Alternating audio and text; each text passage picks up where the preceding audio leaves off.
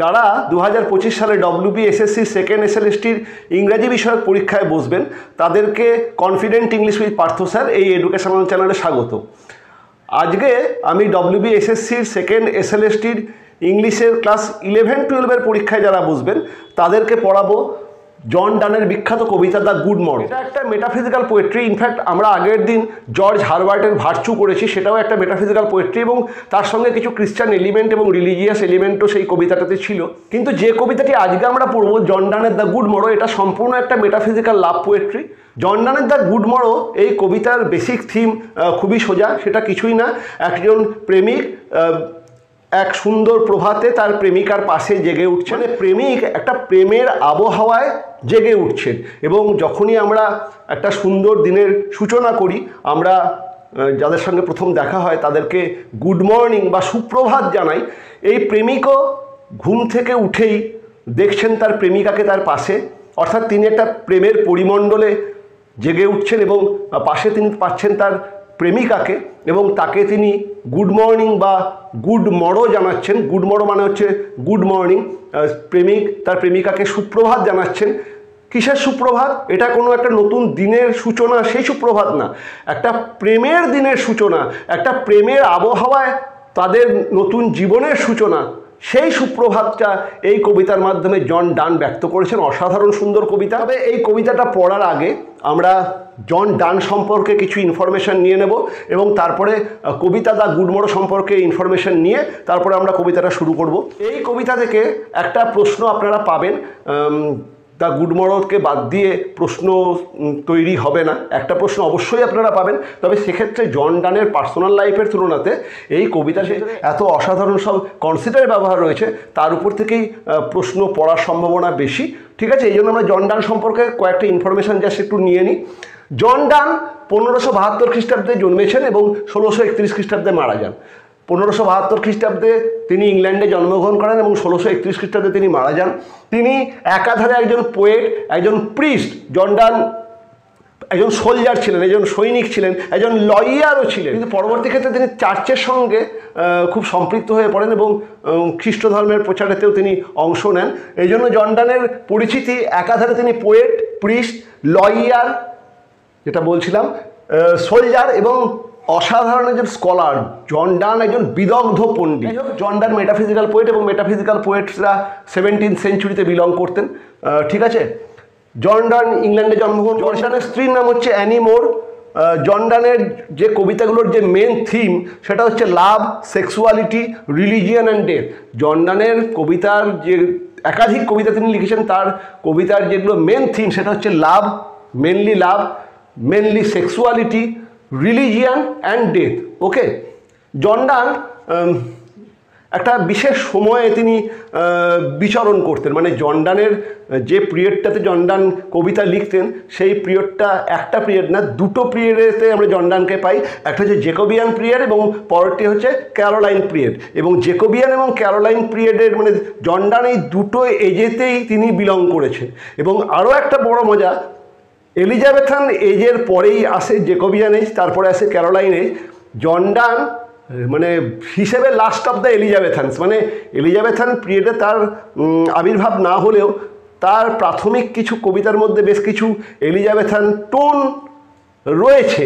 পরবর্তী ক্ষেত্রে তিনি জেকোবিয়ান এবং ক্যারোলাইন এজেতেই তিনি বিলং করেছেন, সেটা আমি লিখে দিয়েছি। Lived in Jacobean and Caroline এরা অ্যান্ড ক্রিটিক অফ এলিজাবেথান এরা। জন ডানের প্রথম দিকের কবিতার মধ্যে এলিজাবেথান কিছু ছোঁয়া থাকলেও পরবর্তী ক্ষেত্রে তিনি এলিজাবেথান সোসাইটির বিশেষ করে ভালোবাসা সম্পর্কে, সেক্সুয়াল রিলেশন সম্পর্কে এলিজাবেথান সোসাইটির কিছু নোশন ছিল, কিছু ধারণা ছিল, সেগুলোকে তিনি তার কবিতার মাধ্যমে ক্রিটিসাইজও করেছেন।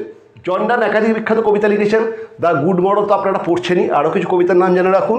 The sun rising, the flea, death, be not proud, একটাই কবিতা, ডেথ, বি নট প্রাউড, খুব বিখ্যাত কবিতা। The canonization, a valediction, forbidding mourning, এগুলো জন ডানের সব বিখ্যাত কবিতা। সংসও রয়েছে, খুব বিখ্যাত আর একটা কবিতা। যাই হোক, জন ডান সম্পর্কে এই কটা ইনফরমেশান মনে রাখলেই যথেষ্ট। এরপরে আসি মেটাফিজিক্যাল পোয়েট্রি সম্পর্কে কিছু আলোচনায়। মেটাফিজিক্যাল পোয়েট্রি মানে বলতে গেলে জন ডানের হাত ধরেই মেটাফিজিক্যাল পোয়েট্রি এত রমরমা। মানে জন ডানের উন্নত চিন্তা, তার লেখার স্টাইল, তার টেকনিক, তার যে আর্গুমেন্ট, সেগুলোই মেটাফিজিক্যাল পোয়েট্রিকে অসাধারণ জনপ্রিয়তা দিয়েছিল। যাই হোক, what is metaphysics or what is metaphysical? Metaphysical poet সম্পর্কে আলোচনা করতে গেলে আমাদের জানতে হয় হোয়াট ইজ মেটাফিজিক্স। আমি আগের দিন ভার্চু পড়াতে গিয়ে একটুখানি আলোচনা করেছি, আজকে আর বেশি যাব না। জাস্ট জেনে রাখুন যে metaphysics is something which is beyond physics. Meta means beyond, physics means body, which is beyond our body, which is beyond this earthly existence, that is called metaphysics. Metaphysics বা মেটাফিজিক্যাল এই কথাটা প্রথম আমরা ড্রাইডেনের লেখায় পাই। Dryden এই সমস্ত কবিদের, সেই সমস্ত কবিদের মধ্যে জন ডান রয়েছেন, হেনরি ভ রয়েছেন এবং রয়েছেন অ্যান্ড্রু মার্ভেল। এই সমস্ত কবিদের কবিতা পড়ে তিনি বলছেন this poets affects the metaphysics, এবং তারপরেই এই মেটাফিজিক্স বা মেটাফিজিক্যাল এই কথাটা অত্যন্ত বিখ্যাত হয়ে যায়। তার কথা অনুযায়ী, ড্রাইডেনের কথা অনুযায়ী, যে মেটাফিজিক্স হচ্ছে একটা স্টেট অফ বিইং, একটা এমন অবস্থা যেটা আমাদেরকে একটা হায়ারার্কি বা একটা উন্নত চিন্তার জগতে প্রবেশ করতে সাহায্য করে। মেটাফিজিক্স হচ্ছে একটা ওয়ে, একটা রাস্তা, যে রাস্তা দিয়ে হাঁটলে আমরা একটা উন্নত চিন্তা চেতনার জগতে পৌঁছে যাই। যে উন্নত চিন্তা চেতনার জগৎটা বিয়ন্ড দিস মর্টাল এক্সিস্টেন্স, এই যে পার্থিব পৃথিবী, তার যে সমস্ত ছোট ছোট চিন্তা ভাবনা, এই সমস্ত ছাপিয়ে যখন আমরা একটা উন্নত পথে, একটা হায়ারার্কিতে, একটা উন্নত মানসিকতা বা উন্নত চিন্তার দিকে যাত্রা করি, that journey is called metaphysics. সেই যাত্রাটাকেই আমরা বলছি মেটাফিজিক্স। এটাকে আরও ভালো বলেছেন ডক্টর জনসন। তিনি বলছেন যে একাধিক ডিসজয়েন্টেড থটস চতুর্দিকে ছড়িয়ে আছে, সেই সমস্ত ডিসজয়েন্টেড থটসকে যখন আমরা কনক্রিট করতে পারবো বা থ্রু কনক্রিটাইজেশন আমরা একটা হায়ার লেভেলে বা একটা হায়ারার্কিতে পৌঁছে যাবো বা একটা হায়ারার্কি অ্যাচিভ করব। এই ডিসজয়েন্টেড, অ্যাপারেন্ট ডিসজয়েন্টেড থিংস, তার মধ্যে কনক্রিটাইজেশনের মাধ্যমে যখন আমরা একটা হায়ার লেভেল অ্যাচিভ করি, that level is call metaphysical বা that way is call metaphysics. এবং সেই মেটাফিজিক্যাল লেভেলকে অ্যাচিভ করতে কি লাগে? সবার আগে লাগে অনেক উন্নত চিন্তা, মানে এডুকেশন লাগে। এডুকেশন লাগে, খুব উন্নত চিন্তা লাগে, ইমাজিনেটিভ পাওয়ার লাগে। Metaphysical is nothing but a way of thinking. এই মেটাফিজিক্যাল কবিদের লেখনীতে কিছু কোয়ালিটিস থাকে। সবথেকে বড় কয়েকটা জিনিস জাস্ট বলে, কোনো মেটাফিজিক্যাল পোয়েট্রির সবথেকে বড় কোয়ালিটি হচ্ছে অ্যাবরাপ্ট ওপেনিং। খুব আচমকা শুরু হয়। আচমকা শুরু হয় এই কারণে, আচমকা শুরুটা হচ্ছে পাঠকের দৃষ্টি আকর্ষণ করা। মেটাফিজিক্যাল পোয়েটসদের তারা যে সমস্ত থিমকে প্রেজেন্ট করতেন সেগুলো খুব অদ্ভুত। সেই সম্পর্কে সেই যুগের পাঠক অবহিত ছিল না। সেই সমস্ত পাঠকদেরকে সেই থিমের প্রতি অ্যাট্রাক্ট করার জন্য এই ধরনের কবিরা তাদের কবিতাকে খুব অ্যাব্রাপ্ট ওপেন করতেন, খুব আচমকা শুরু করতেন। Number one. নাম্বার টু হচ্ছে use of metaphysical conceit. Metaphysical poetry বিখ্যাত তার কনসিপ্টের ব্যবহারের জন্য। What is conceit? Conceit is far fetched imagery. অনেক দূর থেকে নিয়ে আসা কোনো ইমেজ যেটা আমাদের সামনে প্রেজেন্ট করা হচ্ছে, or we may say metaphysical concept is a far-fetched metaphor. এটা তুলনা, এমনিতেই মেটাফোর হচ্ছে অবস্কিওর সিমিলি, যেটা অনেকটা ঘুরোনো একটা তুলনা। আর মেটাফিজিক্যাল কনসেপ্ট সেটা ফার-ফেচেড মেটাফোর, সেটা অনেক দূরের কোনো জিনিসের সঙ্গে একটা জিনিসের কম্প্যারিজন করা হচ্ছে যেদের অ্যাপারেন্টলি কোনো মিলই নাই, ঠিক আছে? কিন্তু এই সমস্ত কবিদের লেখনীতে সেইখানে আমরা মিলটা খুঁজে পাই। আর একটা হচ্ছে এরা blending of thoughts and feeling. Metaphysical কবিদের কবিতার মধ্যে থট বা চিন্তা এবং ফিলিং বা হৃদয় দুটোর একটা মিশ্রণ আমরা খুঁজে পাই। আর ইন্টেলেকচুয়াল সাবজেক্ট ম্যাটার, মেটাফিজিক্যাল কবিদের কবিতার মধ্যে খুব ইন্টেলেকচুয়াল সাবজেক্ট ম্যাটার আমরা খুঁজে পাই। এবং আর একটা বড় জিনিস হচ্ছে মেটাফিজিক্যাল কবিদের, সেটা হচ্ছে এদের argumentary technique. Metaphysical poetry is nothing but an argument. এগুলো হচ্ছে মেটাফিজিক্যাল পোয়েট্রির বৈশিষ্ট্য। আপনাদের মেটাফিজিক্যাল পোয়েট্রিটা অবশ্যই জেনে রাখা দরকার, কারণ মেটাফিজিক্যাল পোয়েট্রি থেকে একটা প্রশ্ন আসতেই পারে। তাই হোক, এইটুকু জানলেই হবে, এর বেশি আর যাওয়ার দরকার নেই। এরপরে আসি দ্য গুড মরো, এই কবিতার সম্পর্কে কিছু ইনফরমেশানে। The good morrow likely written in the 1590। Good morrow কবে লেখা হয়েছে এক্স্যাক্টলি জানা যায় না, মোটামুটি এই 1590-এর দশকে গুড মরো, মানে কোনো একটা সময়, এই সময়ে গুড মরো লেখা হয়েছে। Likely written in the 1590s, এটাও খুব একটা ইম্পর্টেন্ট না। ইম্পর্টেন্ট হচ্ছে গুড মরোর ফার্স্ট পাবলিকেশনটা। Good morrow published posthumously in 1633 in songs and sonnets. John ডানের মৃত্যুর পরে 1633 খ্রিস্টাব্দে সংস অ্যান্ড সনেটস বলে ডানের যে কাব্যগ্রন্থ, সেখানে দ্য গুড মরো প্রথম প্রকাশিত হয়। এটা মেটাফিজিক্যাল পোয়েট্রি, এর theme, style and use of conceits, সেই জন্য এটা মেটাফিজিক্যাল পোয়েট্রি। গুড মরোর কী ধরনের কবিতা? গুড মরো একটা মেটাফিজিক্যাল পোয়েট্রি, কিন্তু অদ্ভুত ব্যাপার, গুড মরোকে অনেকেই, মানে একাধিক ক্রিটিক এটাকে সনেট বিবেচনা করেন। তার কারণ জন ডান সনেট নিয়েও কিছু চর্চা করেছিলেন, এবং good morrow regarded as a sonnet, এটা একটা কিন্তু খুব জটিল শর্ট প্রশ্ন, যে গুড মরো কী ধরনের কবিতা। মেটাফিজিক্যাল পোয়েট্রি তো অবশ্যই, কিন্তু মেটাফিজিক্যাল পোয়েট্রি না দিয়ে যদি সনেট থাকে, গুড মরোকে কিন্তু বেশিরভাগ ক্রিটিকে সনেট বলেছেন, এবং একটা অদ্ভুত ধরনের সনেট। সনেটে আমরা 14 লাইন দেখতে পাই। এটা হচ্ছে সেই অদ্ভুত সনেট যে সনেটে 21টা লাইন, এবং সনেটেতে আমরা দেখি 14 লাইনের মধ্যে প্রথম 8 লাইন অক্টেভ এবং পরের 6 লাইন সেস্টেট, অথবা 3 কোয়াট্রেন আর 1 কনক্লুডিং কাপলেট। কিন্তু এই সনেটে আমরা দেখি 3টে স্ট্যাঞ্জা 7 লাইনের, 3 7 21 লাইনের, মানে 7 লাইন স্ট্যাঞ্জাস। সেই 21 লাইনের কবিতা কিন্তু এটাকে সনেট বলে, কারণ তার যে অ্যাপ্রোচ, সেটার মধ্যে বেশ কিছু সনেটের কোয়ালিটি রয়েছে। এই জন্য গুড মরোকে একটা সনেট হিসেবে বিবেচনা করা হয়, এবং এই সনেটটি সম্পূর্ণ একটি অন্য ধরনের সনেট, যে এখানেতে 3টে স্ট্যাঞ্জা রয়েছে, এবং প্রতিটা স্ট্যাঞ্জা 7টা করে লাইন রয়েছে। মোট 21টা লাইনের এটা কবিতা। 21 lines, 3 stanzas of 7 lines. Okay, rhyme scheme, good মরোর রাইম স্কিমটা একটা অদ্ভুত। A B A B C C C, 7টা লাইনের যে স্ট্যাঞ্জার যে rhyme scheme, A B C C C, এই অদ্ভুত রাইম স্কিম গুড মরোতে লক্ষ্য করা যায়, মনে রাখা। দ্য গুড মরো হচ্ছে একটা অবেড হচ্ছে এ মর্নিং লাভ পোয়েম। সকালবেলাতে যদি আমরা কোনো লাভ পোয়েম বা ভালোবাসার কবিতা পাঠ করি, তাকে বলা হয় অবেড। দ্য গুড মরো এটা একটা সকালের কবিতা এবং একটা ভালোবাসার কবিতা। ইট ইজ অ্যান অবেড, ঠিক আছে? আর অবেড কি? এ মর্নিং লাভ পোয়েম, এটা কিন্তু ইম্পর্টেন্ট মনে রাখার। এখানে গুড মরোর মেট্রিক্যাল প্যাটার্ন, সেটাও খুব জটিল। গুড মরোতে ভ্যারিং মেট্রিক্যাল প্যাটার্ন, মানে এটা একটা আয়াম্বিক পেন্টামিটারের কবিতা, কিন্তু প্রথম 6 লাইন আয়াম্বিক পেন্টামিটার এবং শেষের লাইনটা আয়াম্বিক হেক্সামিটার, এটা মনে রাখার। Varying metrical pattern, most of the lines contain 10 syllables, iambic pentameter 10 syllables, but each stanza ends with a line of 12 syllables, iambic hexameter. কাজেই গুড মরো তাতে প্রথম 6টা লাইন হচ্ছে আয়াম্বিক পেন্টামিটারে এবং শেষের লাইনটি হচ্ছে আয়াম্বিক হেক্সামিটারে, মনে রাখার। আমি সেটা লিখে দিয়েছি এখানে নীলকালিতে, আয়াম্বিক পেন্টামিটার এবং আয়াম্বিক হেক্সামিটারও লিখে দিয়েছি। আমি এটার একটা PDF আপনাদেরকে শেয়ার করব, চিন্তার কিছু নাই, দেখে নেবেন, ঠিক আছে? এই কবিতাটার পরের যে পয়েন্টটা সেটা আমি শেষে বলছি, তার আগে বেসিক থিমটা বলে দিই। This poem is the nature and completeness of A lovers world. একটা প্রেমিকের চোখে তার প্রেমের যে নেচার বা প্রকৃতি এবং সেই প্রেমটার যে কমপ্লিটনেস বা পরিপূর্ণতা কীভাবে লাভ হয়, তারই একটা অসাধারণ সুন্দর বহিঃপ্রকাশ হচ্ছে দ্য গুড মরো। ওকে, এরপরে একটা পয়েন্ট মনে রাখার, সেটা হচ্ছে এই কবিতাটা written in the age of discovery, 15 to 17 century. এই কবিতাতে একটা রেফারেন্স আছে, যখন আমরা পড়ব তখন আসবো।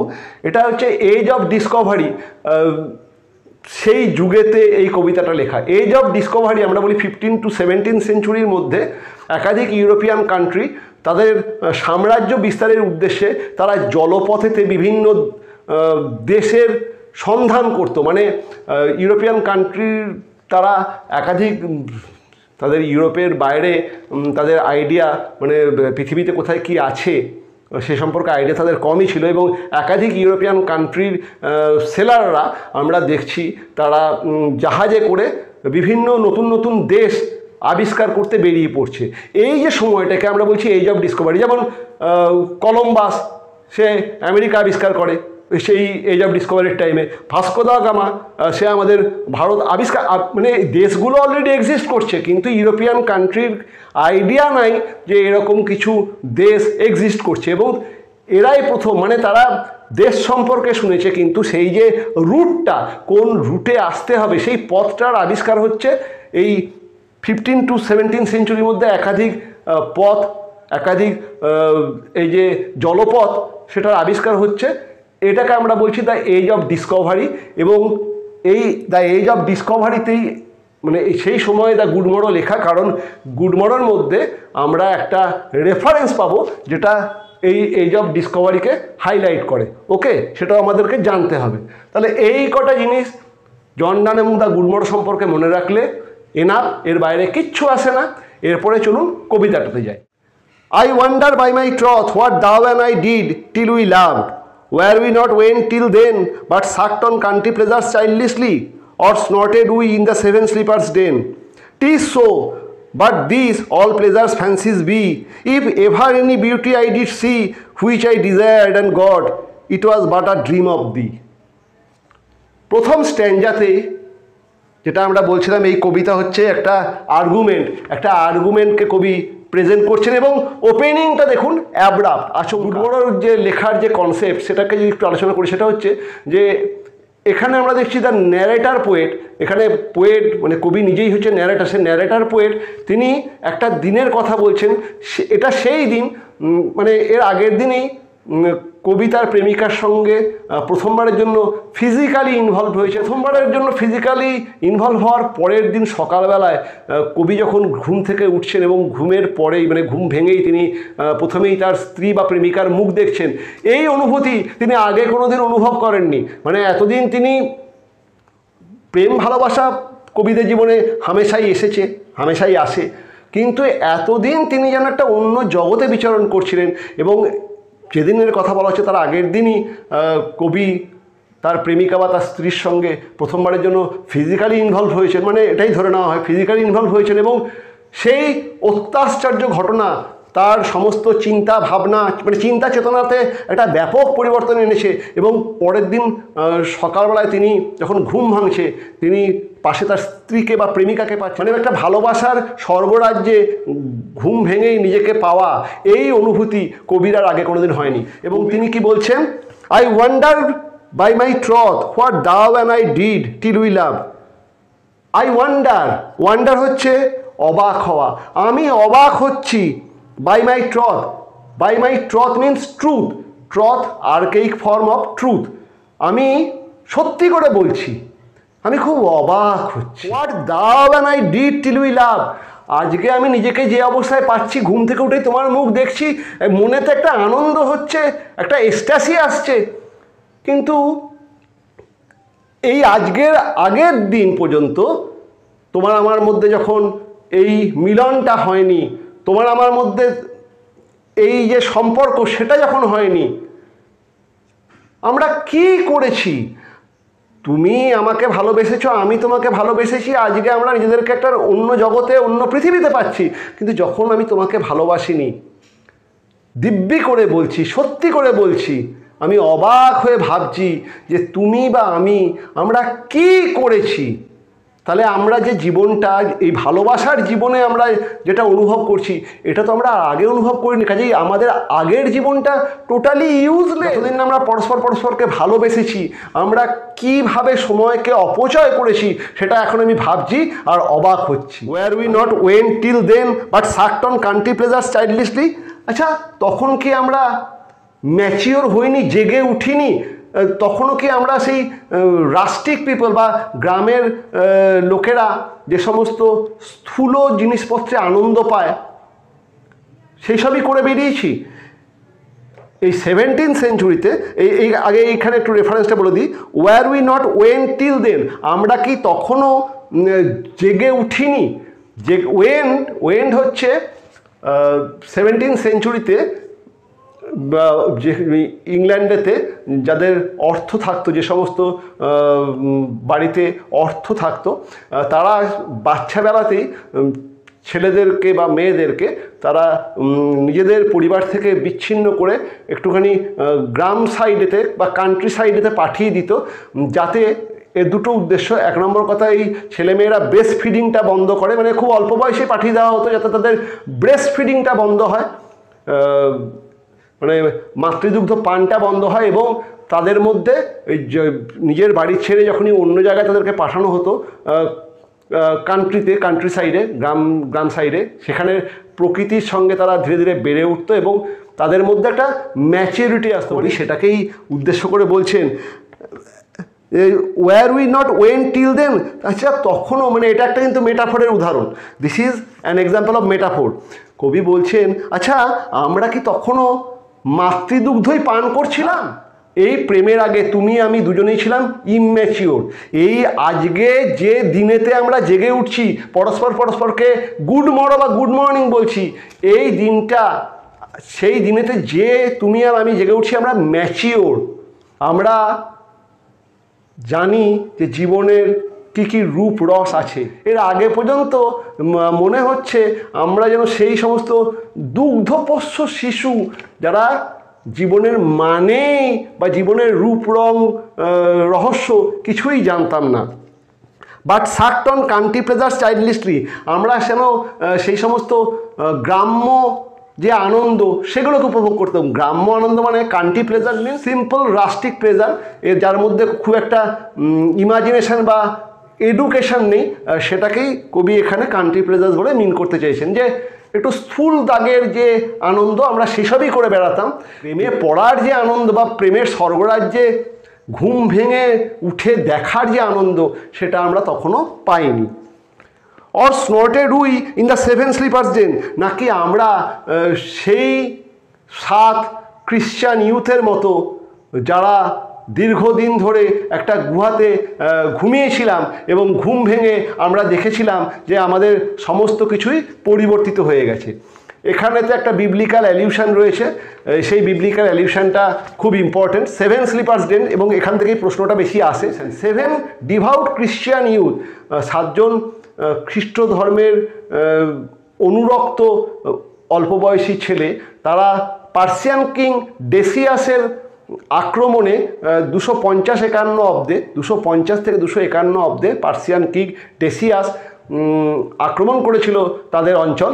7খানা খ্রিশ্চান ইউথ আমরা দেখছি তারা পালিয়ে যাচ্ছে, এবং পাশে একটা পাহাড় রয়েছে, সেই পাহাড়ের একটা গুহাতে তারা আশ্রয় নিচ্ছে, এবং সেই গুহাটির মুখ ডেসিয়াস এবং তার লোকজন পুরোটাই সিল করে দিচ্ছে, যাতে সেই লোকগুলি বা সেই ছেলেকটি ভেতরেতেই অনাহারে মারা যায়।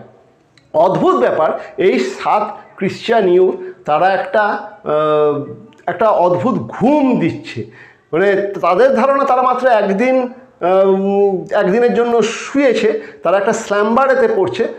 বলা হয় যে এটা ক্রাইস্ট যেন তাদেরকে ঘুম পাড়িয়ে দিচ্ছে, এবং তারা যখন ঘুম ভাঙছে, তাদের ধারণা তার পরের দিন তাদের ঘুম ভাঙছে, কিন্তু আমরা দেখছি যে তারা 439 খ্রিস্টাব্দ বা 446 খ্রিস্টাব্দ এরকম কোনো একটা সময়ে তারা ঘুম ভেঙে উঠছে। তাদের ধারণা তারা মাত্র একদিন পরেই ঘুম ভেঙে উঠেছে, কিন্তু আসলে মাঝখানে প্রায় 250 বছর তারা ঘুমিয়েছিল, এবং তারা ঘুম থেকে উঠে তারা যখন বাইরে বেরিয়ে আসছে, তারা দেখছে যে total whole world turn to, মানে কনভার্টেড টু ক্রিশ্চিয়ানিটি। তার আগে ক্রিশ্চিয়ানিটি কেউ মানতো না, খ্রিস্টান রীতিনীতি মানার জন্য তাদেরকে লুকিয়ে থাকতে হয়েছিল, কিন্তু ঘুমটা ভেঙে তারা যখন বাইরে খাদ্যান্বেষণে যাচ্ছে, তারা দেখছে the whole world turn to Christianity. সেই রেফারেন্স, এই বিবলিক্যাল অ্যালিউশনটার মাধ্যমে, এটা একটা মেটাফিজিক্যাল কনসেপ্ট, এই বিবলিক্যাল অ্যালিউশনটার মাধ্যমে সেই কথাটাই বলা হচ্ছে যে আমরা কি তাহলে সেই 7 স্লিপার্সদের মতো, সেই 7 অল্প বয়সী খ্রিশ্চান যুবকদের মতো, যে আমরা এই প্রেমে পড়ার আগে, তোমার আমার আজকের যে প্রেম, সেই প্রেমটায় পড়ার আগে আমরা যেন ঘুমোচ্ছিলাম, এবং ঘুম থেকে উঠে আমরা দেখছি আমরা এই প্রেম রাজ্যে রয়েছি। তাহলে কবি কি বলছেন? কবি বলছেন, but sucked on country pleasures childishly or snorted we in the 7 sleepers den. তোমার আমার এই প্রেমের আগে আমরা যে জীবন কাটিয়েছি সে যেন একটা গ্রাম্য স্থূল আনন্দের জীবন, অথবা এমন জীবন কাটিয়েছি মানে আমরা ঘুমিয়ে কাটিয়েছি। আমাদের যে জীবনটা আমরা কাটিয়ে এসেছি সেটা যেন ঘুমিয়ে, মানে ওয়েস্ট অফ টাইম। আমরা প্রচুর দিন ঘুমিয়ে কাটিয়েছি, কারণ আজকে এই যে দিনেতে আমরা উঠছি বুঝতে পারছি যে প্রেম কি, বুঝতে পারছি যে একটা মানুষের জীবনের আসল ফিলিংস কি হতে পারে। এই কবিতার সম্পর্কে সবথেকে যেটা বড় কথা বলা হয়, যেটা মেটাফিজিক্যাল, এটা একটা মেটাফিজিক্যাল কনসেপ্টের অসাধারণ ব্যবহার বিবলিক্যাল অ্যালিউশনের মাধ্যমে, এবং থিম অফ ক্রিশ্চিয়ানিটি। প্রত্যেকটা মেটাফিজিক্যাল পোয়েট্রির মধ্যে একটুখানি হালকা করে রিলিজিয়ানের ছোঁয়া থাকেই, তবেই তো একটা সুপিরিয়ার লেভেলে যাওয়ার কথা থাকে। এটা থিম অফ ক্রিশ্চিয়ানিটিটা এখানে বলা হচ্ছে। This poem is actually a critic of Elizabethan এরা। এলিজাবেথান এটার এটা ক্রিটিসিজমও হালকা করে পাওয়া যাচ্ছে। এই কবিতাতে প্রথম বলা হচ্ছে যে through physical love we can attend immortality. Through physical love we can attend higher love and we can attain immortality. Immortality কথাটা একদম শেষে আসবো, কিন্তু এলিজাবেথান এরাতে ফিজিক্যাল লাভ অতটা প্রায়োরিটি পায়নি। ফিজিক্যাল লাভের বিষয়ে অত ডিরেক্ট কেউ রেফারেন্স আনতো না, কিন্তু জন ডান তার কবিতার মধ্যে এই সেক্সুয়ালিটির অসাধারণ ব্যবহার করেছেন, এবং আমরা দেখছি যে এই কাপল তারা নিজেদেরকে একটা নতুন ওয়ার্ল্ডে পাচ্ছে, তারা তাদেরকে একটা হায়ার ওয়ার্ল্ডে পাচ্ছে। এর আগে এই ফিজিক্যাল রিলেশনের আগে তাদের যে জীবনটা ছিল সেটা ছিল চাইল্ডিশ, তাদের যে জীবনটা ছিল সেটা ছিল ইনোসেন্সে পরিপূর্ণ, কিন্তু সেই চাইল্ড লাইক ইনোসেন্স, তাদের মধ্যে ম্যাচুরিটি ছিল না। এবং through maturity one can achieve spirituality. যতক্ষণ না তুমি ম্যাচিওর হচ্ছ তুমি স্পিরিচুয়ালিটিকে পাবে না। So this poem is a movement from the first world of flesh to the world of mind. আমাদের যে প্রথম যে ওয়ার্ল্ড, হায়ারার্কির প্রথম ওয়ার্ল্ড হচ্ছে ফ্লেশ, এই পার্থিব দেহ। এই দেহের মাধ্যমেই আমরা পৌঁছে যাব আমাদের যেটা দ্বিতীয় লেভেল, সেটা হচ্ছে মনে, এবং তারপরে আমরা পৌঁছবো তৃতীয় লেভেল, যেটা হচ্ছে spirituality. So this poem is actually a journey from the first world of flesh to the second world of mind and to the third world of spirituality. এটাই হচ্ছে metaphysical journey. It was so, but this all pleasures fancies be, if ever any beauty I did see, which I desired and got, it was but a dream of thee. এটা সত্যি যে আগে, আজকের এই দিনের আগে যে আনন্দ আমরা উপভোগ করেছি, তুমি বা আমি যে আনন্দ উপভোগ করেছি, অল প্লেজার, সমস্ত আনন্দই, ফ্যান্সিজ বি, তারা মেয়ার ফ্যান্সি। অল প্রিভিয়াস প্লেজার্স আর মেয়ার ফ্যান্সিফুল থিংস। আমরা যে আনন্দ আজকের দিনের আগে, আমাদের এই কনজুমেশনের আগে যে আনন্দ আমরা উপভোগ করেছি, এই প্রেমটার আগে যে আনন্দ আমরা প্রত্যেকে ইন্ডিভিজুয়ালি উপভোগ করেছি, সেগুলো ফ্যান্সিফুল থিংস। তাদের মধ্যে মানে ফ্যান্সিফুল মিনস ফ্ল্যাশি থিং, যার কোনো তার ভ্যালু বা ওর্থ খুবই কম। If ever any beauty I did see, যদি কোনো সৌন্দর্য, আজকে তোমার যে সৌন্দর্য আমি দেখছি, এই দিনটার আগে যদি কোনো সৌন্দর্য আমি দেখে থাকি, if ever any beauty I did see, which I desired and got, it was but a dream of thee. সেই সৌন্দর্য হয়তো তোমার সঙ্গে প্রেমের আগে আমি অন্য সৌন্দর্য দেখেছি, সেই সৌন্দর্য তখন আমার মনে হয়েছে এটাই বোধহয় সৌন্দর্যের শেষ সংজ্ঞা, আমি সেটাকে পেতে চেয়েছি। কিন্তু আজকে তোমার সঙ্গে প্রেমের পরে আজকে আমি বুঝতে পারছি যা আমি আগে চেয়েছি সবই তোমার কাছে ফ্যাকাশে। যা প্রেম আমি আগে পেয়েছি, বা যা প্রেম বা যে সৌন্দর্য আমি আগে চেয়েছি, which I desired and got, যা আমি পেয়েওছি হয়তো, it was but a dream of thee, তা তোমার কাছে কিছুই না, a mere reflection of your beauty. আমি একটা মেয়ার রিফ্লেকশান চেয়েছি এবং সেটাকেই পেয়েছি। আজকে আমি অনুভব করছি যে আসল প্রেম কি, এবং আসল প্রেম একটা মানুষের মধ্যে কি পরিবর্তন আনতে পারে। So the love which I desired and got is nothing but a mere reflection of your beauty. এবার সেকেন্ড স্ট্যাঞ্জাটা দেখি। And now good morning to our waking souls which watch not one another out of fear for love or love of other sides controls and makes one little room and everywhere. Let sea discoverers to new worlds have gone, let maps to other worlds on worlds have shown, let us possess one world, each hath one and is one. অসাধারণ কিছু metaphysical concept এই স্ট্যাঞ্জাতে লক্ষ্য করব। And now good morning to our waking soul, এই প্রথম good morning এই রেফারেন্সটা পাচ্ছি, মানে গুড মর্নিং, গুড মর্নিং হচ্ছে good morning. Now good morning to our waking soul, আমাদের হৃদয়গুলো এখন জেগেছে। এর আগে তোমার সঙ্গে আমার মিলনের আগে আমাদের হৃদয় জাগেনি, আমরা প্রেম কি সেটাকে অনুভব করিনি। আজ প্রেমে পড়ে এই নতুন প্রভাতে আমাদের যখন জাগরণ হচ্ছে, তখন আমিও বুঝতে পারছি, আশা করি তুমিও বুঝতে পারছো যে প্রেম, আসল প্রেম কি এবং সেটা কত মধুর, কত আনন্দময়। Good morning to our waking souls, আমাদের যে রাষ্ট্রিক প্লেজার, যে রাষ্ট্রিক লাইফ আমরা লিড করছিলাম, সেই জগৎ থেকে একটা হায়ার লেভেলে, মানে ফিজিক্যাল লাভ থেকে আমরা ধীরে ধীরে স্পিরিচুয়াল লাভের জগতে এগোচ্ছি। ফিজিক্স দিয়েই স্পিরিটকে, মানে দেহ দিয়েই আত্মাতে পৌঁছতে হয়। এই ফিজিক্যাল লাভ, ফিজিক্যাল কনজুমেশনের পরে আমরা বুঝতে পারছি যে আমাদের আত্মার মিলন হয়েছে এবং আমরা ধীরে ধীরে একটা উন্নত পৃথিবীর দিকে আমাদের যাত্রা শুরু করলাম। এতদিন আমাদের দুজনেরই আত্মা ঘুমিয়েছিল, আজ good morning to our waking souls, আমাদের সেই হৃদয়, সেই আত্মা জেগে উঠল। Which watch not one another out of fear, আমরা কেউ কারোর দিকে ভয়ে ভয়ে তাকিয়ে নেই। আমার আগের ভালোবাসার দিকে আমাকে ভয়ে ভয়ে চোখে তাকাতে হতো, কখন সে ভালোবাসা আমার থাকে না। কিন্তু আজকে প্রকৃত ভালোবাসায় যখন আমি জেগে উঠছি, আমি বুঝতে পারছি যে আমার আর ভয়ের দরকার নেই। তুমিও ভয়হীন, আমিও ভয়হীন, আমি তোমার দিকে তাকিয়ে আছি ভয়হীন চোখে, কারণ আমি জানি যে আমার এই ভালোবাসা, এই স্বর্গীয় অনুভূতি আমার হাত থেকে বা আমার কাছ থেকে আর কোনোদিন বিচ্যুত হবে না। আমি ভয়হীনভাবে তোমার দিকে তাকিয়ে আছি বা তোমাকে ভালোবাসছি। অসাধারণ কথা যে রাষ্ট্রিক লাভ, তার মধ্যে ভয় থাকে, হারাবার টেনশন কাজ করে, কিন্তু যখন স্পিরিচুয়াল লাভেতে ফিজিক্স ছাপিয়ে যখন স্পিরিটে মানুষ পৌঁছে যায়, তখন আর হারাবার ভয় থাকে না, তখন সব কিছু পাওয়া, মানুষের পাওয়া হয়ে যায়, তবেই তো সে ফিজিক্স ছাপিয়ে স্পিরিটে যেতে পারছে। সেই কথাটাকেই ডান এখানে যেন বলছে। For love all love of other sights controls and makes one little room and everywhere, আমরা পরস্পরকে এমনভাবে ভালোবাসছি যে অন্যান্য সমস্ত ভালোবাসা বা অন্যান্য সমস্ত জিনিসের প্রতি চাহিদা আমাদের আর নেই। আমরা আর অন্য ভালোবাসার দিকে তাকাচ্ছি না। আমি তোমাকে, তুমি আমাকে, আমরা দুজনকে এমনভাবে ভালোবাসছি। এটা হয় যখন কেউ কারোর প্রেমে পড়ে, তারা তাদের একটা নিজস্ব পৃথিবী তৈরি করে নেয়, বাকি সমস্ত কিছুই সেই পৃথিবীর বাইরে থাকে।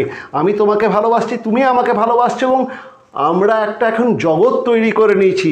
For love all love of other sights controls, অন্যান্য যে সমস্ত ভালোবাসা এগুলো আগে আকর্ষণ করতো, তোমাকে ভালোবাসার পর বা তুমি আমাকে ভালোবাসার পর আমার আর অন্য কোনো দিকে আর আকর্ষণ নাই। আমার সমস্ত জগৎ থেকে আমার চোখ সরে গেছে, এখন আমার চোখ খালি তোমাতেই প্রতিষ্ঠিত, আমি সবসময় তোমাকেই দেখি।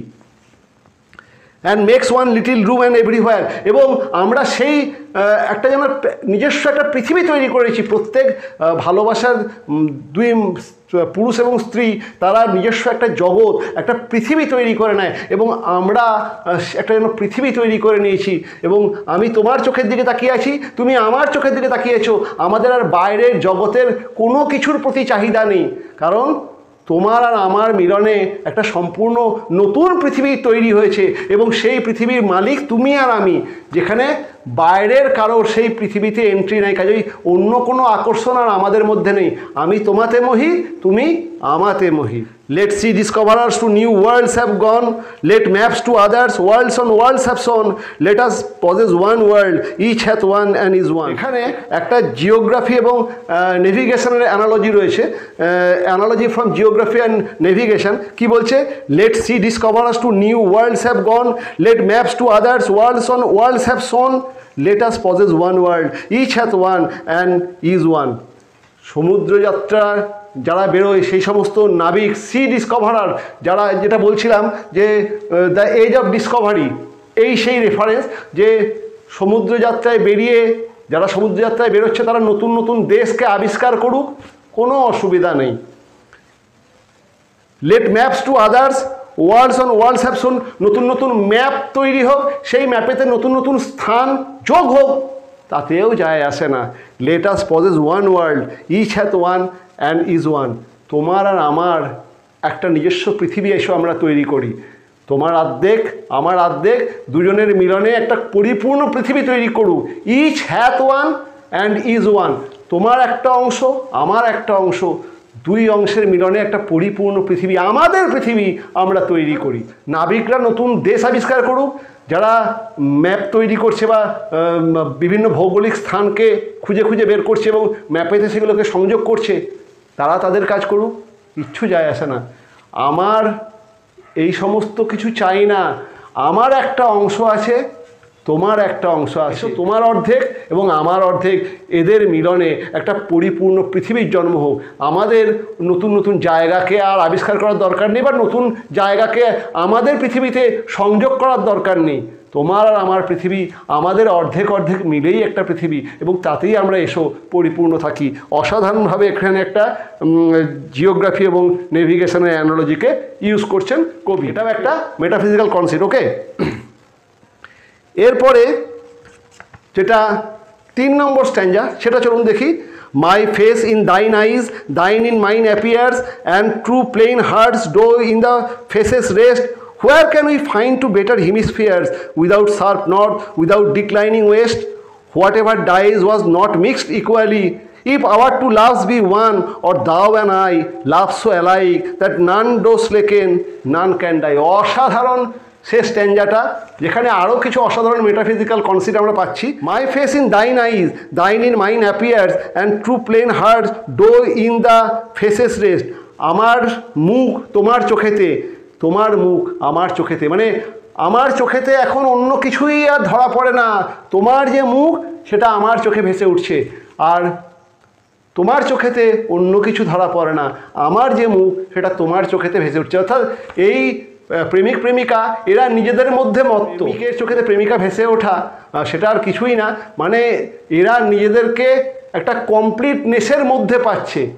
সে আর বাইরের কিচ্ছু দেখতে চাইছে না, প্রেমিকার মুখটা তার চোখে ফুটে উঠছে, মানে সে হাঁ করে এক দৃষ্টে প্রেমিকার দিকে তাকিয়ে আছে, তাই তো প্রেমিকার মুখটা তার চোখের মনিতে ফুটে উঠছে। My face in thine eyes, thine in mine appears, and true plain hearts do in the faces rest. এবং তোমার মুখ আমার হৃদয়ে, আমার মুখ তোমার হৃদয়ে, আমরা এটাকেই বহন করছি। Where can we find two better hemispheres, without sharp north, without declining west? এটাও একটা জিওগ্রাফির অ্যানালজি বা একটা কনসেপ্টকে ইউজ করা হচ্ছে। বলছে কোথায় আমরা, where can we find two better hemispheres, কোথায় আমরা দুটো এত ভালো অর্ধগোলক পাবো। হেমিস্ফিয়ার্স হচ্ছে অর্ধগোলক, মানে পৃথিবীকে যদি হাফ করা হয়, এক একটা হাফকে বলা হয় হেমিস্ফিয়ার। 2 হেমিস্ফিয়ার্স ইকুয়াল টু 1 স্ফিয়ার বা একটা পৃথিবী। দুটো অর্ধগোলক তার সংযোগে হয় একটা পৃথিবী। দুটো অর্ধগোলক কী, একটা হচ্ছে নর্থ পোল এবং একটা হচ্ছে সাউথ পোল, এই দুটো হচ্ছে হেমিস্ফিয়ার। এবং এই দুটো হেমিস্ফিয়ার্সকে যখন একসঙ্গে করা হয় তখন হয় একটা ইউনিভার্স বা একটা পৃথিবী। হেমিস্ফিয়ারেতে অপোজিট কোয়ালিটিস থাকে। নর্থ হেমিস্ফিয়ারেতে আমরা দেখি শার্প নর্থ, খাড়াই খাড়াই পাহাড় বা পাথরের চূড়া রয়েছে। আর ডিক্লাইনিং ওয়েস্ট, ডিক্লাইনিং ওয়েস্ট মানে হচ্ছে এটা সাউথ হেমিস্ফিয়ার, সেখানে আমরা দেখি সূর্য সবসময় ঢলে থাকে। মানে দুটোর মধ্যে, দুটো হেমিস্ফিয়ারের মধ্যে কন্ট্রাডিক্টরি এলিমেন্টস রয়েছে, এবং সায়েন্স বলে কন্ট্রাডিকশন অ্যাট্রাক্ট রয়েছে যার মধ্যে, সেটাই পরস্পরকে অ্যাট্রাক্ট করে। তুমি একটা সেপারেট এন্টিটি, আমি একটা সেপারেট এন্টিটি, তোমার কিছু কোয়ালিটিস রয়েছে, আমার কিছু বিপরীত কোয়ালিটিস রয়েছে, এবং এই দুই বৈপরীত্যের মধ্যেই মিলন সম্ভব। এবং যখন আমাদের মিলন হবে সেটা একটা পারফেক্ট গ্লোব বা পারফেক্ট ইউনিভার্সে পরিণত হবে। তুমি এবং আমি দুজনেই প্রেমে পড়েছি, দুজনে দুটো সম্পূর্ণ আলাদা মানুষ, আমাদের চিন্তা চেতনা ভাবনা সব আলাদা, কিন্তু প্রেম আমাদেরকে একটা ইউনিফাইং শক্তিতে পরিণত করবে। নর্থ হেমিস্ফিয়ারে আমরা দেখছি তীক্ষ্ণ ছুচলো পাহাড়ের দল, সাউথ হেমিস্ফিয়ারে আমরা দেখছি ডিক্লাইনিং ওয়েস্ট, মানে সূর্য অস্ত যাচ্ছে। এই দুই বিপরীত মেরুর মধ্যে যদি মিলন হয়, যখন আমাদের মিলন হবে আমরা একটা পরিপূর্ণ ইউনিভার্স বা গ্লোবকে গড়ে তুলব। যে আমরা হচ্ছি perfect, we are made for each other. Whatever dies was not mixed equally, if our two loves be one, or thou and I love so alike that none thou slacken, none can die। অসাধারণ এই শেষের তিনটে line, যেখানে আমরা দেখি ভালোবাসার পার্মানেন্সের কথা কবি বলছেন। তিনি কি বলছেন? What ever dies what not mixed equally, সেই জিনিসই মারা যায় যার অনুপাতের মধ্যে তারতম্য রয়েছে। What ever dies what not mixed equally, this is a metaphysical concept. It is actually a scholastic philosophy. Scholastic philosophy বা মধ্যযুগে যারা স্কলার, মিডিয়াভাল স্কলার্সরা বিশ্বাস করতেন যে আমাদের শরীরে 4 ধরনের দ্রব্য থাকে, যে 4 ধরনের দ্রব্যের সঠিক মিশ্রণই মানুষকে বাঁচিয়ে রাখে। সেটা হচ্ছে blood, plasma, yellow bile and black bile. এই 4টির সঠিক মিশ্রণ বা সমানুপাত সেটাই মানুষের জীবনকে বাঁচিয়ে রাখে। যদি এই 4 বাইলের মধ্যে কোনোটারই যদি প্রপোর্শনেতে কম বেশি হয়, যে জিনিসের প্রপোর্শন কম বেশি হবে সেই মারা যাবে, এটা মিডিয়াভাল স্কলাররা বিশ্বাস করতেন। সেই থিওরিটাকেই কবি এখানে বলছেন। কি অসাধারণ কম্প্যারিজন! এটা একই সঙ্গে একটা স্কলাস্টিক ফিলোসফি, আবার একটা মেটালার্জিরও কথা আসছে, আমি সেটাতেও আসছি, যে what ever dies what not mix equally, সেটাই মরে যা সঠিক অনুপাতে থাকে না। যেমন মেটালার্জি বলে, ধাতুবিদ্যা বলে যে সংকর ধাতু অ্যালয়, যেটা অ্যালয় তৈরি করতে গেলে 2টি ধাতুর যে প্রপোর্শন সেটা সঠিক হতে হয়। যদি সেই প্রপোর্শন সঠিক না হয় তাহলে সংকর ধাতু তৈরি ঠিকমতো হয় না এবং সেটা নষ্ট হয়ে যায়, নইলে সংকর ধাতু নষ্ট হয় না। সেই জন্যই সংকর ধাতু তৈরি করা। সেই একই থিমটাকে এখানে বলা হচ্ছে যে এই জিনিসই মরে যার বিভিন্ন জিনিসের অনুপাত সঠিক না।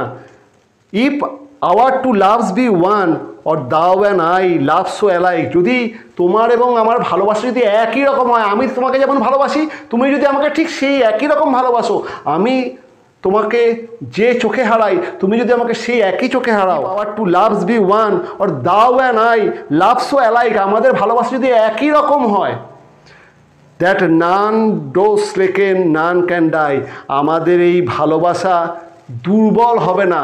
ডো মানে হচ্ছে ডাজ, ডিওই, এটা হচ্ছে archaic form of does. None does slacken, none can die. এই স্ল্যাকেন মানে হচ্ছে গ্রোজ উইক, মানে দুর্বল হয়ে যাওয়া, মানে বয়স বেড়ে গেলে মানুষ নুব্জ হয়ে যায়, কুজো হয়ে যায়। সেটাকেই কবি বলছেন যে যদি আমরা পরস্পরকে একই রকম ভালোবাসি, তাহলে আমাদের ভালোবাসা দুর্বল হবে না, আমাদের ভালোবাসা নুব্জ হবে না, আমাদের ভালোবাসা কুজো হবে না। নান ক্যান ডাই, এবং আমাদের ভালোবাসা মরবে না, আমাদের ভালোবাসা অমর হবে। সুতরাং যদি আমরা পরস্পরকে সেই রকম ভালোবাসা বাসতে পারি, যে ভালোবাসাটা আমি বাসছি, তুমি যদি সেই একই ভালোবাসা বাসতে পারো, মানে আমাদের ভালোবাসার মধ্যে যদি একটা প্রপোর্শনের ব্যাপার থাকে, তাহলে আমাদের ভালোবাসা দুর্বল হবে না। নান ক্যান ডাই, আমাদের ভালোবাসা মরবে না, আমাদের ভালোবাসা চিরস্থায়ী হবে। এই ভালোবাসা চিরস্থায়ী হবে মানে this sensual or physical love ultimately এটা একটা স্পিরিচুয়াল লাভেতে ট্রান্সফার হয়ে যাবে, এবং আমরা একটা মেটাফিজিক্যাল লেভেলে বিলং করব, এবং তখন আমরা আমাদের আলটিমেট সোল, আমাদের ভগবান, তাকে খুঁজে পাবো। সাধারণ সুন্দরভাবে জন ডান দ্য গুড মরো বা সুপ্রভাত এই কবিতার মাধ্যমে সেই মেটাফিজিক্যাল লেভেলেতে নিজেদেরকে খুঁজে পাচ্ছেন, সেই মেটাফিজিক্যাল অ্যাটমসফিয়ারে নিজেদেরকে খুঁজে পাচ্ছেন, সেই স্পিরিচুয়াল ইউনিভার্সে নিজেদেরকে খুঁজে পাচ্ছেন, যেখানে physique is a tool to achieve that universe. Physics is a tool to achieve that superior mentality. Physics is a tool to achieve that superior strata. অসাধারণ সুন্দরভাবে জন ডান এই কবিতার মাধ্যমে একটা প্রেমিকের ভালোবাসার প্রকৃতি এবং তার যে ভালোবাসার স্বর্গরাজ্য সেটা কেমন হয় সুন্দরভাবে তিনি এখানে বর্ণনা করেছেন। যাই হোক, দ্য গুড মরো আমরা পড়লাম, যা যা আসার এখান থেকেই আসে, আর এই রেফারেন্সগুলো যেগুলো বললাম, এই অ্যালিউশনগুলো খুব ইম্পর্টেন্ট। গুড মর্নিং থেকে আপনারা মেটাফিজিক্যাল কনসেপ্টের উপরই প্রশ্নটা পাবেন, মানে এক্সপেক্ট করছি মেটাফিজিক্যাল যে কনসেপ্টগুলো বললাম, সেভেন স্লিপার্স ব্রেন, তারপরে এই সি ডিসকভারার্স, মানে এই যে এজ অফ ডিসকভারি বা হেমিস্ফিয়ারের যে রেফারেন্স, বা এই একদম শেষে যে what ever dies what not mix equally, এই সমস্ত মেটাফিজিক্যাল কনসেপ্টের যে কোনো একটা থেকেই প্রশ্নগুলো আসা উচিত, কারণ জন ডানকে আমরা মেটাফিজিক্যাল কনসেপ্টের জন্যই পড়ব। কাজে আমার মনে হয় যে মেটাফিজিক্যাল কনসেপ্টের উপরেই জন ডান থেকে প্রশ্নটা আসবে, কাজে এই কনসেপ্টের জায়গাগুলো একটু ভালো করে দেখে নেবেন। ওকে, কেমন লাগছে ক্লাসগুলো বলেন। আর নেক্সট দিন দেখা হবে অন্য কোনো টিউটোরিয়ালে। যারা এখনও confident English with Partha sir এই এডুকেশনাল চ্যানেলটাকে সাবস্ক্রাইব করেননি, করে নিন। ওকে।